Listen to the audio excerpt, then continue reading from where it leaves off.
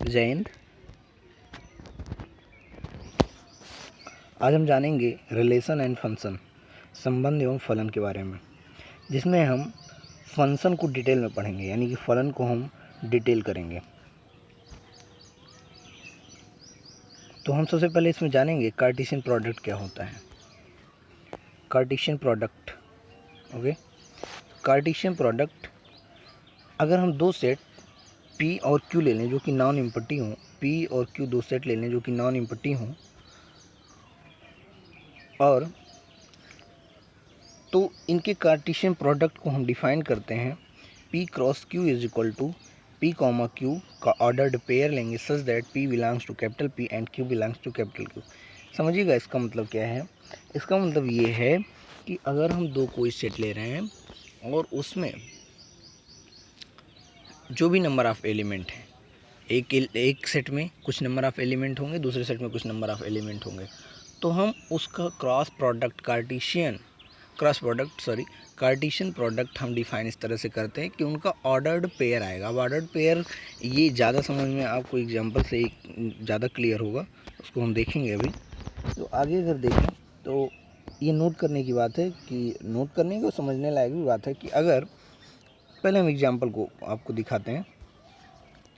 एक एग्जाम्पल देखेंगे। अगर P मान लीजिए सेट 1,2 का है और Q ABC का सेट है, तो P cross Q Cartesian product Q is equal to होता है 1,Q इंटू मल्टीप्लाई करेंगे, यानी कि क्रॉस प्रोडक्ट करेंगे ABC के साथ, तो हमको मिलेगा। अब हम इसमें कैसे ऑर्डर्ड पेयर बनाते हैं, हम पहले जो पहला सेट है उसके हर एक एलिमेंट को हम लेंगे और दूसरे सेट के हर एक एलिमेंट के साथ ऑपरेट करेंगे। ध्यान रहे, पहले सेट के एलिमेंट को ऑपरेट करते हैं दूसरे सेट के एलिमेंट के साथ, ओके। तो इस तरह से हमको मिलेगा 1,A 1,B 1,C, 1 के साथ ऑपरेट कर दिया। अब ऐसे ही 2 के साथ 2,A 2,B 2,C, तो ये जो हमको पूरा सेट मिल गया, इसको हम कहेंगे P क्रॉस Q का सेट है, ओके। P क्रॉस Q का सेट है, ओके। तो अब इससे हम समझते हैं, अगर एक एलिमेंट हमारा मान लीजिए एक सेट जो है ऐसा है वो इम्पटी हो गया, या P या Q में से कोई भी इम्पटी हो गया, तो क्या हमको कोई ऑर्डर्ड पेयर मिलेगा, P कॉमा Q टाइप का एलिमेंट मिलेगा? ऑब्वियस है, नहीं मिल पाएगा, क्योंकि दूसरे सेट में कोई एलिमेंट ही नहीं है, ठीक है। तो इसलिए अगर P क्रॉस Q में कोई भी P या Q, P क्रॉस Q के लिए P या Q कोई भी इम्पटी हो गया, इम्पटी सेट हो गया, तो P क्रॉस Q भी क्या होगा, इम्पटी होगा, ओके। आपको समझ में आ गया होगा। हम आगे बढ़ते हैं। अगर अगर एक सेट में n एलिमेंट है और दूसरे सेट में m एलिमेंट है, number of element in P, NP का मतलब number of element in set P और NQ का मतलब number of element in set Q। अगर n और m है तो number of element in P cross Q, P Cartesian product Q में जो एलिमेंट होंगे वो n क्रॉस m यानी कि nm होंगे, ठीक है, ओके। और आगे बढ़ते हैं। Two ordered pair are same if and only if the corresponding element are same. इसको समझिएगा। अगर मान लीजिए कोई एक ऑर्डर पेयर लिखा है 1,2 और एक ऑर्डर पेयर लिखा है 2,1, तो ये दोनों सेम नहीं है। क्यों? क्योंकि इसका पहला एलिमेंट 1 है, इसका पहला एलिमेंट 2 है, तो करस्पॉन्डिंग एलिमेंट जब इक्वल होंगे तभी ये इक्वल होंगे, यानी कि 1,2 2, के इक्वल कभी नहीं होगा। ये इक्वल होगा केवल और केवल 1,2, और जब ये भी क्या हो अगला पेयर 1,2। समझ में आ गया होगा। तो इस तरह से एक एग्जांपल हम देखेंगे।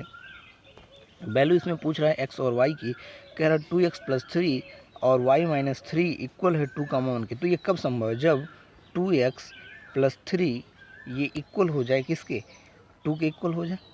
जब 2 के इक्वल हो जाएगा तो यहाँ से हम x की वैल्यू निकाल लेंगे। x की वैल्यू क्या आ जाएगी? x की वैल्यू आ जाएगी 2 - 3 -1 अपान 2, जो भी है, इस तरह से आपका वैल्यू आ जाएगा, ओके। तो ये वैल्यू आ जाएगी। इसी तरह हम y - 3 को किसके सेकंड जो एलिमेंट है, यानी कि ऑर्डर्ड पेयर का ऑर्डर्ड पेयर के जो एलिमेंट, ऑर्डर्ड पेयर टाइप के एलिमेंट हैं पी कामा क्यू टाइप के, तो क्यू को क्यू के इक्वल करेंगे, यानी कि ये वाला एलिमेंट, सॉरी ये वाला एलिमेंट इस वाले के इक्वल हो जाएगा। तो यानी कि y minus 3 is equal to 1, तो यहाँ से आ गया y is equal to 4। Clear? Okay, आगे बढ़ेंगे।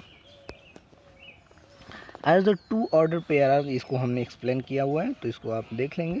ओके, तो यहाँ से ये वैल्यू आ जाएगा। ठीक है, आगे बढ़ेंगे। इन the Cartesian product A cross A are 9 element in which -1, 0 and 0, 1। Question है, अच्छा क्वेश्चन है ये, आपका अच्छा क्वेश्चन है, तो ये अच्छा क्वेश्चन है, इसको देखेंगे। In the Cartesian product A cross A, in the Cartesian product A cross A are 9 element in which -1, 0, 0, 1 are also, so find set A. आपको समझ में आ रहा होगा कि अगर ए क्रॉस ए में 9 एलिमेंट हैं, यानी कि एन ए क्रॉस ए, ध्यान से देखिएगा, n cross A equal to 9 है, तो ये किसके इक्वल होगा? ये इक्वल होगा एन ऑफ ए पहला set into n of A, n of A दूसरा सेट, होगा कि नहीं होगा?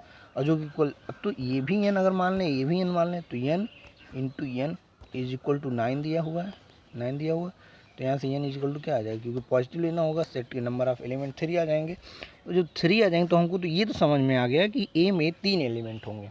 अब देखिए, क्योंकि हम क्रॉस प्रोडक्ट ले रहे, कार्टेशियन प्रोडक्ट ले गए हैं केवल 3 एलिमेंट से, 3 एलिमेंट का, ए क्रॉस ए से, ए क्रॉस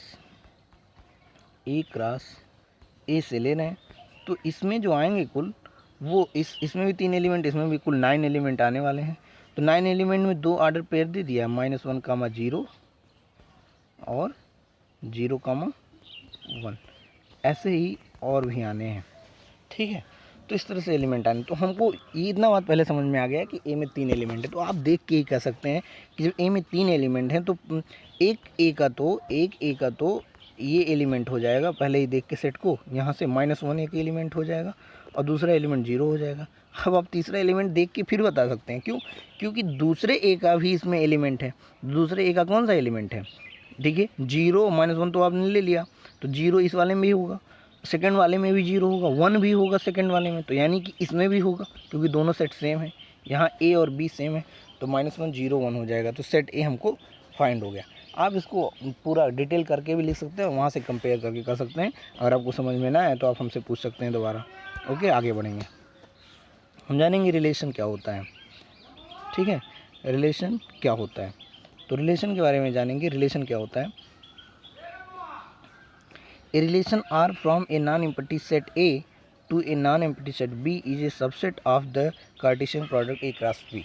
तो समझिएगा क्या है कि अगर हम कोई रिलेशन डिफाइन कर रहे हैं आर, तो आर जो होता है वो सबसेट होता है ए क्रॉस बी का। अगर कोई हम 2 सेट ले लें और उनका कार्टेशियन प्रोडक्ट डिफाइन करें, ठीक है, तो उनका सबसेट होता है आर, रिलेशन, कोई रिलेशन सबसेट होता है ए क्रॉस बी का। ठीक है, इसको हम डिटेल करेंगे अगले एक लेक्चर में। तो अभी हम फंक्शन के बारे में ज़्यादा फोकस करेंगे आगे, तो आगे बढ़ेंगे। Function,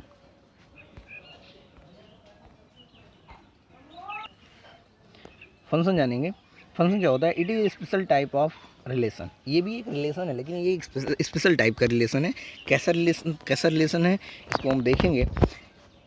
A set A to set B, ये कैसा relation? From A set to set A f such that A to B is called a function if for each and every element of set A there is a unique image in set B. ये समझना है हमको कि आखिरकार function है क्या। देखिए, लोग बहुत आगे तक पहुंच जाते हैं और फंक्शन का डेफिनेशन सही से नहीं मालूम हो पाता है, तो आपको यहीं पर सीखना है और आज ही सीखना है। ठीक है, तो क्या है देखिएगा, ध्यान से देखिएगा। अगर मान लीजिए ये सेट एक हमने ले लिया, सेट ए सेट ले लिया, ठीक है, इसमें एलिमेंट है 1, 2, 3, और एक दूसरा सेट ले लिया, सेट बी। ध्यान से समझिएगा, सेट बी ले लिया, इसमें एलिमेंट ले रहे हैं ए, बी, सी, डी। तो कह रहा है कि it is a special type of relation. Relation में क्या होता है?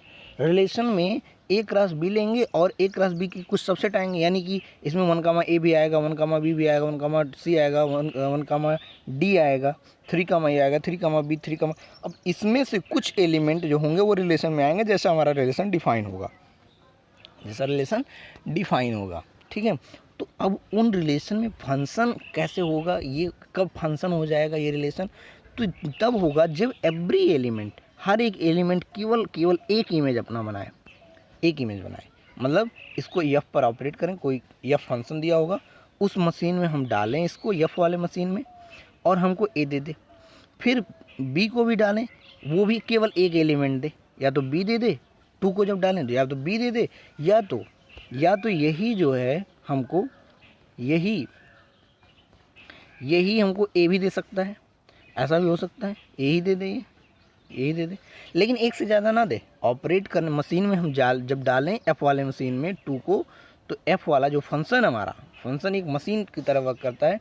जब इसमें हम 2 को इनपुट करेंगे तो हमको जो आउटपुट हो केवल एक मिलना चाहिए, एक से ज़्यादा आउटपुट नहीं मिलना चाहिए। ऐसे ही 3 को जब हम इनपुट करेंगे तो उसके लिए भी केवल एक आउटपुट मिले, मान लीजिए वो डी मिल गया। तो इस तरह से ये फंक्शन हो जाएगा। एक बार और हम इसको ध्यान से देखेंगे। मान लीजिए हमारे पास एक सेट है जिसमें एलिमेंट हैं 1 2 3 4 और एक बी सेट है जिसमें एलिमेंट हैं ए बी सी। मान लीजिए ए को हमने जब एफ में डाला, एफ में ऑपरेट किया, ठीक है, तो हमको ए मिल गया। 2 को ऑपरेट किया तो बी मिल गया, जब इस मशीन में हमने ऑपरेट किया, इनपुट किया।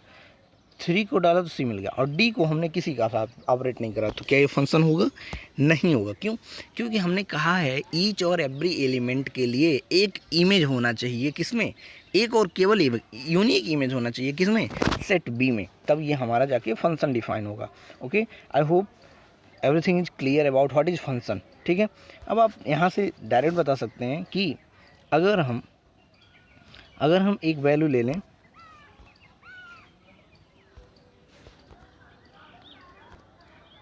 अगर हम एक वैल्यू ले लें यहाँ से, या एक फंक्शन मानते हैं, एक हम डिफाइन करते हैं, एक एक्सप्रेशन लिखते हैं। ओके, एक्सप्रेशन लिखेंगे। एक्सप्रेशन लिख रहे हैं x square plus y square is equal to 1। ठीक है, ये हमने फंक्शन लिखा, ये सॉरी फंक्शन नहीं, एक एक्सप्रेशन लिखा हमने, जो कि आपको पता है ओबियस है, ये एक सर्किल है। ये क्या है? सर्किल है। ठीक है, ये सर्किल का इक्वेशन है, एक इक्वेशन हमने लिखा। ठीक है, तो आगे इसमें देखेंगे, अगर ये इक्वेशन ऑफ सर्किल है, क्या हमने लिखा था? X square plus y square is equal to 1। तो अगर ये हम इसको ऐसे भी लिख सकते हैं, y square is equal to 1 minus x square, right. तो यहाँ से हम लिख सकते हैं y is equal to under root 1 minus x square. अब आपको पता है कि अगर ये 1 minus x square under root है तो एक प्लस और एक माइनस 2 आएगा, यानी कि एक वाई के लिए हमको, यानी कि यहाँ से हमको जो मिल रहा है, या हम ऐसा कर दें कि इसको हम ऐसे भी कर सकते थे कि x इज इक्वल टू लिखें, x is equal to under root 1 minus y square, ऐसा भी लिखा जा सकता था, और प्लस माइनस आएगा, यानी कि एक x के लिए हमको 2 इमेज मिलेंगी y की। ये क्या हो गया? ये तो x है और ये पूरा fx है। आ रहा समझ में? ये पूरा fx है। तो एक x के लिए, जैसे हमने x की वैल्यू अगर 1 ले लिया, x की वैल्यू ऐसे देख सकते हैं आप, देखिए, अगर x square plus y square बराबर 1 दिया है, ठीक है, तो हम x की वैल्यू 1 रखते हैं। x की वैल्यू 1 रखें तो 1 square plus y square is equal to 1। तो यहाँ से y की वैल्यू क्या आ गई? y की वैल्यू जो भी आएगी क्या आ जाएगी? 0 आ जाएगी। अगर हम x की वैल्यू -1 ले लें, x की वैल्यू -1 ले लें, चलिए ठीक है, -1 ले लिया, -1 का square plus y square is equal to 1। यहाँ से भी क्या आ रहा है? y की वैल्यू क्या हो जाएगा? 0 हो जाएगा, है ना। y की वैल्यू 0 हो जाएगी, यानी कि, ठीक है। तो अगर यहाँ पे एक ग्राफ बना के देखते हैं, ऐसे देखा जाएगा, देखिए ये एक सर्किल है, x square plus y square equal to 0। एक एक्स लिया हमने और इसी एक्स के लिए हमको 2 वाई मिल रहे हैं, एक यहाँ और एक यहाँ। आप ध्यान से समझिएगा, एक ही एक्स के लिए हमको 2 वाई मिल रहे हैं, ठीक है। एक ही एक्स के लिए हमको 2 वाई प्लस माइनस दोनों मिलेंगे, इसलिए ये एक फंक्शन नहीं है, ये एक फंक्शन नहीं है। तो आप ऐसे भी मैथमेटिकली देख सकते थे, ऐसे थोड़ा सा x square plus y square is equal to 1, आप वाई की वैल्यू 3 रख दीजिए, ठीक है। तो एक्स स्क्वायर की वैल्यू क्या आ जाएगी, वाई की वैल्यू 3 मत रख के आप ऐसा करिए, ठीक है, 1 माइनस वाई स्क्वायर करिए आप, 1 माइनस वाई स्क्वायर आएगा। तो यहाँ से एक्स की वैल्यू क्या आएगी, एक्स की वैल्यू प्लस माइनस, मतलब कि यहाँ से आप कुछ भी वाई रखिए, वाई को 1/2 रखिए, तो आप एक्स की एक वैल्यू के लिए वाई की 2 वैल्यू पाएंगे, इसलिए यह एक फंक्शन नहीं होगा। अगर आपको ये एग्जांपल अच्छे से ना समझ में आएगा तो आप हमको बताइएगा, वैसे भी हमने इसमें एक्सप्लेन किया हुआ है, आप इसको देख सकते हैं। ओके, ऐसे ही एक फंक्शन हमने देखिए डिफाइन किया y इक्वल टू एक्स, हर एक एक्स के लिए एक अलग, मतलब अलग का मतलब एक ही y मिल रहा है हमको, यहाँ पे हर एक एक्स के लिए एक y मिल रहा है, देखिएगा एक y मिल रहा है, तो ये एक फंक्शन हो जाएगा।